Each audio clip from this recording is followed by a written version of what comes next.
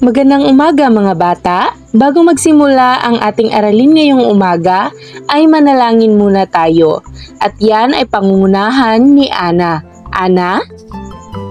Panginoon, salamat po sa panibagong araw na ito upang kami ay matuto. Lahat po ng ito ay aming dinadalangin sa iyo, aming Diyos Ama. Amen. Magandang umaga ulit mga bata. Bago tayo umupo sa ating kanya-kanyang mga upuan, ay nais kong tignan muna ninyo ang paligid kung may mga basura ba. At ayusin ang inyong mga upuan. Maayos na ba? Magaling. Ngayon, pwede na tayong umupo. Ngayon mga bata, pakitignan ninyo ang inyong mga katabi. Kung mayroon bang lumiban ngayong umaga sa ating klase? Magaling! Walang lumiban! Palakpakan ninyo ang inyong mga sarili. Bago magsimula ang ating klase, ay sabay-sabay nating basahin ang ating mga tuntunin sa loob ng silid-aralan. Basahin natin ito sabay-sabay. Una, tama, manatiling tahimik sa kinauupuan at magsalita lamang kung kinakailangan. At ang pangalawa, makinig ng mabuti sa lahat ng oras. At ang panghuli ay laging itaas ang kanang kamay kung sasagot sa guro. Mga bata, nagawa niyo ba ang takdang aralin na ibinigay ko sa inyo kahapon? Nagawa niyo ba? Magaling! Ngayon ay titignan natin kung tama ba ang inyong mga naisagot sa inyong mga takdang aralin. Bigyan ng masigabong palakpakan ang inyong mga sarili dahil marami sa inyo ang nakakuha ng perfect score. Naaalala niyo pa ba kung ano ang pinag-aralan natin kahapon? Ano ang ating pinag-usapan? Magaling! Ito ay tungkol sa pagpapahalaga at pamamaraan ng paggamit ng abonong organiko. Tingnan ko nga kung naaalala niyo pa ang ating aralin kahapon. May mga tanong ako.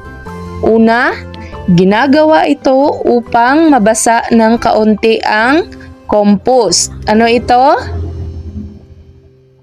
Sinong makakasagot? Magaling! Ito ay diligan o didiligan. Palakpakan ninyo ang inyong mga sarili dahil talagang nakinig talaga kayo kahapon sa ating mga aralin. At bago magsimula ang ating diskusyon ngayong umaga, ay may ipapakita muna akong isang video ng awitin sa inyo. At sabay-sabay natin itong panoorin. Kung alam naman ang kanta ay maaari ding sumabay.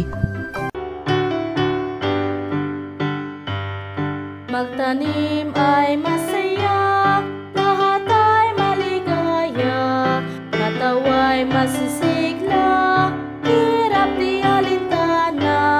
Masaya ang magtanim, maraming anihin, halina sa bukirin at ating pagyamanin. Nag-enjoy ba kayo mga bata? Ngayon, may ideya na ba kayo kung tungkol saan ang ating pag-aaralan ngayong umaga? Meron na ba? Ang pag-aaralan natin ngayong umaga ay tungkol sa pagtatanim ng halamang gulay. At ito ang layunin natin sa araling ito. Sabay-sabay basahin. Sa pagtatapos ng aralin, ang mga mag-aaral ay inaasahang una, basahin sabay-sabay. Nalalaman ang proseso ng pangangalaga ng tanim na gulay. Malalaman din ninyo kung paano gagawin or paano ang proseso ng pag-aalaga ng mga tanim natin na mga gulay. At ang pangalawa, basahin. na isasagawa ang masistemang pangangalaga ng tanim na gulay. Maisasagawa daw ninyo ng maayos o step by step ang pag-aalaga ng tanim na gulay. At ang panghuli naman, nabibigyang halaga ang pag-aalaga ng mga tanim na gulay. Nabibigyan daw ninyo ng halaga o importansya ang pag-aalaga ng mga ito. At bago natin talakayin ang ating aralin ngayong umaga, ay meron muna akong ibibigay na aktibidad sa inyo. At ito ang panuto. Makinig. Papangkatin ko kayo sa 3 at kasama ang inyong mga kagrupo ay mag-isip ng mga paraan kung paano alagaan o mapapangalagaan ang tanim na gulay at ang mga proseso nito. Nais kong itala ninyo ito gamit ang isang flowchart ito na nasa harapan at ipresenta ito sa harapan pagkatapos. Naiintindihan ba? Magaling! Bigyan ng masigabong palakpakan ang inyong mga sarili dahil matagumpay niyong naisagawa ang aktibidad natin ngayong umaga. At mga bata, may itatanong muna ako sa inyo. Una, tungkol saan ba ang ating aktibidad na ginawa? Tungkol saan ito? Magaling! At ang pangalawa, ano ang mga pangangalaga sa tanim na gulay na inyong naitala? Ano nga ba iyon? Ano yon? Sige? Sino pang makakapagsagot? Tumpak! At ang pangatlo naman, ginagawa din ba ninyo sa inyong mga taniman ang mga ito? Ginagawa nyo rin ba? Magaling! At ngayon, atin nang tatalakayin isa-isa ang ating aralin. Una, ito ay tungkol sa masistemang paraan sa pagdidilig ng mga pananim. Una, diligan ang mga tanim sa umaga. Ang pagdidilig sa hapon ay hindi inimumungkahi dahil ito ang magiging dahilan ng pagkakaroon ng peste. At ano ang pangalawang paraan? Gumamit ng tabo o regadera at dahang-dahang ibuhos ang tubig sa tanim. Huwag biglain dahil natatapon ang lupa na siyang sinisipsipan ng mga ugat. Sunod naman ay tatalakayin natin ang masistemang paraan sa pagbubungkal ng lupa. Una, gamit ang bolo or farmer's claw or hand trowel, palambutin ang lupang nakapaligid sa halaman upang makahinga ang mga ugat nito. Alam niyo ba mga bata kung ano ang ibig sabihin ng hand trowel? Ito ay isang kasangkapan o tool na karaniwang ginagamit sa pagsasaka o paghahardin o pagtatanim ng mga halaman. Ito ay isang maliit na panghukay o pangahit na may maliit na talim sa dulo at may handle o hawakan sa kabilang dulo. At ang pangalawa, panatilihin ang pagtatanggal ng mga damo sa paligid ng halaman upang hindi nito maagaw ang pataba at tubig na idinidilig sa halaman. Ngayon ay tumungo naman tayo sa pangatlo at ito ang masistemang paraan sa paglalagay ng abonong organiko. Ano nga ba ito? Una ay ang broadcasting method. Ito ay ikinakalat ang pataba sa ibabaw ng lupa at hindi na hahaluin. Ano nga ang broadcasting method? Sino ang makakapagsagot? Sige, Chardy.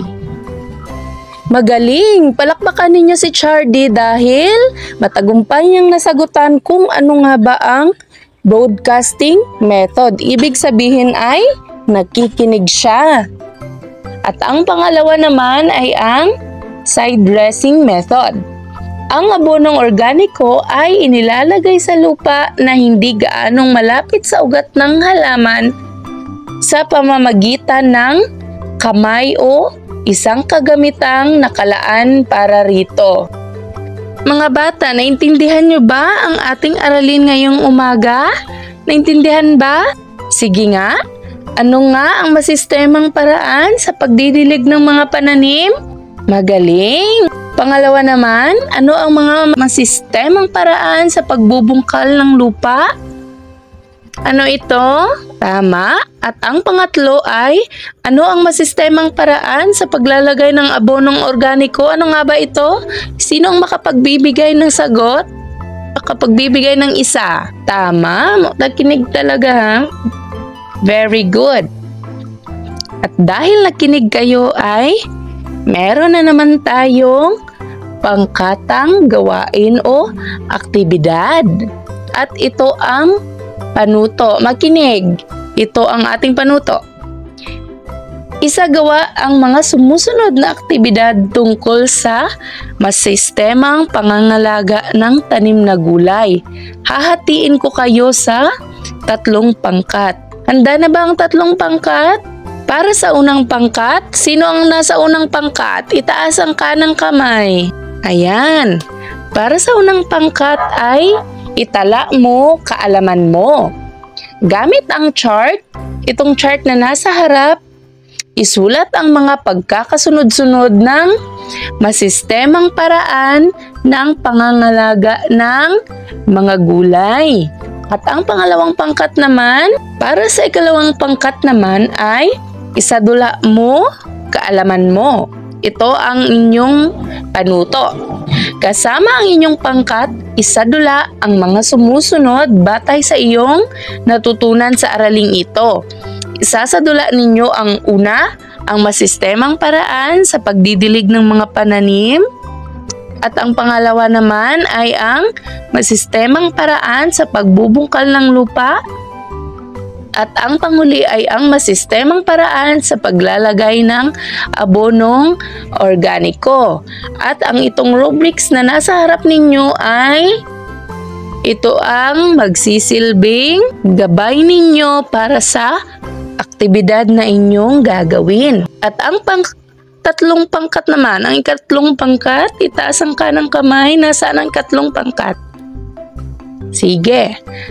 Ito ay kahalagahan ko, isiwalat mo. Ito ang inyong panuto, makinig. Kasama ang inyong pangkat, itala ang mga kahalagahan ng tamang proseso ng pangangalaga ng tanim na gulay base sa ating napag-aralan.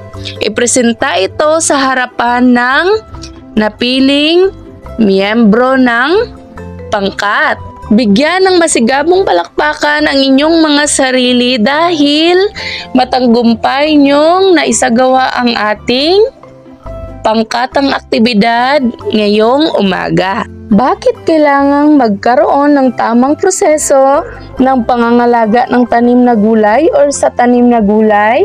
Bakit? Magaling! At ang pangalawa naman, masasabi mo ba ang kalagahan ng pangangalaga ng tanim na gulay? Masasabi mo ba ngayon? Magaling! At dahil dyan ay meron tayong pagsasanay. Ilabas ang kalahating piraso ng papel at sagutin ang ating pagtataya ngayong umaga. Palakpakan ninyo ang inyong mga sarili dahil marami ang nakakuha ng perfect score. At ngayon, balikan natin ang ating layunin ngayong umaga. Nalalaman na ba ang mga proseso ng pangangalaga ng tanim na gulay? Nalalaman na ba? Ayun, alam na nila. Pangalawa, naisasagawa na ba ang masistemang pangangalaga ng tanim na gulay? Maisasagawa na ba ninyo? Magaling! At ang pangatlong layunin, nabibigyang halaga na ba ang pangangalaga ng mga tanim na gulay? Magaling! Palakpakan ninyo ang inyong mga sarili dahil matagumpay nating naabot ang ating layunin ngayong umaga. At ngayon mga bata, ilabas ang inyong mga kwaderno para sa ating takdang aralin. Sulat ninyo ito sa inyong kwaderno at ipresenta ito bukas sa ating klase. At dito lang nagtatapos ang ating aralin ngayong umaga. Maraming salamat!